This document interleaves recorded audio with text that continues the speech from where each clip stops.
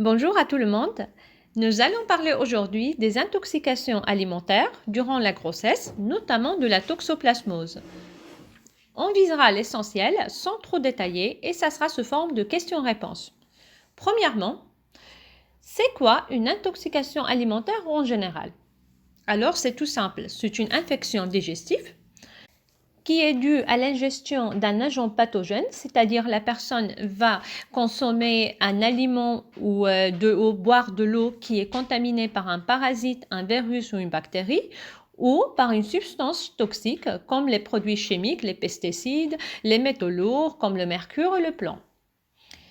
Donc deuxièmement, pourquoi c'est dangereux pour la femme enceinte? Alors, durant la grossesse, il faut savoir qu'il y a une baisse de l'immunité parce que le corps se prépare pour recevoir le fœtus, qui est considéré comme un corps étranger pour l'organisme. Donc, cette faiblesse d'immunité va être la cause de la gravité de toute intoxication alimentaire chez la femme enceinte et qui est normalement bénigne chez une personne en bonne santé. Et donc, pourquoi c'est dangereux pour la femme enceinte? Tout simplement parce que l'agent pathogène, le parasite ou le virus ou la bactérie, elle peut infecter le fœtus et du coup avoir des conséquences graves sur son développement et sa croissance et même causer une mort in utero ou un accouchement prématuré ou une fausse couche. Pour la troisième question, alors, quelles sont les principales intoxications alimentaires chez la femme enceinte? Alors, dans cette vidéo, on s'intéressera principalement à la toxoplasmose, la listériose et la salmonellose. On va commencer par les questions concernant la toxoplasmose. Alors, j'ai la première question. Je suis enceinte et on me dit d'éviter les chats, car sinon j'aurai la toxoplasmose. Mais c'est quoi exactement? Bon, la toxoplasmose, c'est une infection due à un parasite dont le principal réservoir est le chat, c'est-à-dire le parasite il se reproduit dans les intestins du chat, qui va infecter l'environnement via ses déjections. Et du coup, on va trouver le parasite dans la terre, donc dans les crudités, fruits et légumes non lavés, la litière des chats, dans la viande de certains animaux contaminés. Deuxième question, comment on peut savoir qu'on a la toxoplasmose? Alors la question c'est autrement dit, quels sont les symptômes de la toxo? Il faut savoir que le plus souvent, la toxo passe inaperçue. C'est-à-dire que la personne ne représente aucun symptôme. Elle ne sait pas qu'il a eu la toxo. Sinon, on peut avoir des symptômes semblables à ceux de la grippe, à savoir une fièvre légère, des courbatures, des maux de tête, une fatigue générale, des ganglions. Par contre, on peut la diagnostiquer, la détecter par une prise sanguine. Car une fois contractée, le corps va lutter contre la toxoplasmose en fabriquant des anticorps qui vont immuniser la personne après à vie. C'est pourquoi le dosage des anticorps anti-toxoplasmose est obligatoire en début de grossesse. Comme ça, on saura si la femme enceinte est déjà immunisée ou pas contre la toxo. Troisième question, est-ce que je peux être vaccinée contre la toxo? Malheureusement, non, il n'y a pas de vaccin contre la toxo. Le seul moyen, c'est d'avoir été en contact avec le parasite et du coup être immunisé d'une façon naturelle. On arrive à la quatrième question. Quelles sont les conséquences de la toxo sur la grossesse? Alors, il faut savoir que la maman ne craint rien, comme ce qu'on a dit. L'infection peut passer totalement inaperçue par la maman. Mais le parasite peut entraîner des malformations graves chez le fœtus, principalement au niveau des yeux et du cerveau. Et il peut être responsable d'une fausse couche au début de la grossesse. Je précise que le risque de contamination augmente en fait avec la grossesse, c'est-à-dire il est faible en début de grossesse et fréquent vers la fin, contrairement aux complications qui peuvent être plus graves en début de grossesse puisqu'ils vont affecter le système nerveux du bébé qui est en plein développement et un peu moins grave vers la fin de grossesse, mais le fœtus pourra toujours avoir des malformations oculaires. La cinquième question, est-ce que la toxoplasmose est contagieuse?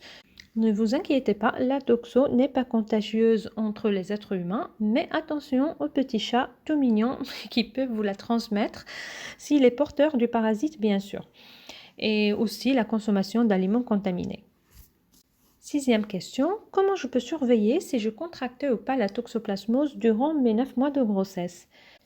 Alors, seule la femme enceinte non immunisée aura droit à un dépistage sanguin mensuel durant toute la grossesse pour savoir si elle a contracté le parasite et bien sûr avoir un traitement adéquat si c'est le cas. Septième question, que dois-je faire si je découvre que j'ai la toxo durant ma grossesse? Alors, tout d'abord, j'insiste, comme toujours, s'il vous plaît, aucune automédication durant la grossesse. Si jamais la sérologie est positive, c'est-à-dire que vous avez contracté la toxoplasmose, votre médecin qui vous a prescrit le bilan, le gynécologue, va vous traiter par un antibiotique. C'est un antiparasitaire à base de spéramycine. Et si jamais le fœtus est infecté, ça sera une double antibiothérapie qui sera poursuivie chez le bébé après la naissance. Et on arrive à la 8e question, et c'est la principale question: comment prévenir la toxo chez la femme enceinte non immunisée? Alors, j'ai plusieurs conseils à donner. Donc, on commence par prendre l'habitude de bien se laver les mains avant chaque repas et après avoir touché ou caressé son chat, aussi après avoir touché les légumes, les fruits, la viande crue ou après avoir jardiné. D'ailleurs, il faut préférer toujours des gants pour jardiner et porter des gants aussi pour nettoyer la litière du chat. Normalement, il faut éviter tout contact avec le chat, mais si jamais on ne peut pas, alors il faudra laver les mains après avoir joué et caressé son chat. Voilà, puis il faut laver à l'eau plusieurs fois les légumes et les fruits, les salades, les plantes aromatiques. Pas la peine de laver avec l'eau javelisée parce qu'il y a un risque d'empoisonnement. Donc l'eau toute seule suffira, mais il faut faire plusieurs lavages. Puis il faut laver le réfrigérateur parce qu'on l'oublie souvent. Il faut le désinfecter au moins une fois par mois. Il faut laver les surfaces et les ustensiles de cuisine. Il faut bien cuire à cœur tout type de viande. Donc, s'il vous plaît, pas de viande crue, type tartare et tout, ou même insuffisamment cuite. Aussi, si vous mangez à l'extérieur, au restaurant, il faut manger la viande bien cuite et bien sûr éviter les crudités. Sinon, contrairement à certaines croyances, des études ont montré qu'il n'y a pas de risque de transmission de la toxo par la consommation des poissons, du lait au fromage, ni par les griffures de chat. Je pense avoir fait le tour. Pas de viande fumée, pas de viande marinée, pas de foie gras, pas de viande crue, pas de pâté, ni de rillettes. Ceci dit, je signale que durant la grossesse, on ne va pas se protéger juste contre la toxoplasmose. Il y a d'autres toxi-infections alimentaires qui sont aussi graves pour le fœtus que la toxoplasmose. Donc, c'est un ensemble de mesures d'hygiène et de précautions que la future maman doit prendre durant toute sa grossesse pour se protéger contre toutes les toxi-infections alimentaires qui risquent d'infecter son bébé.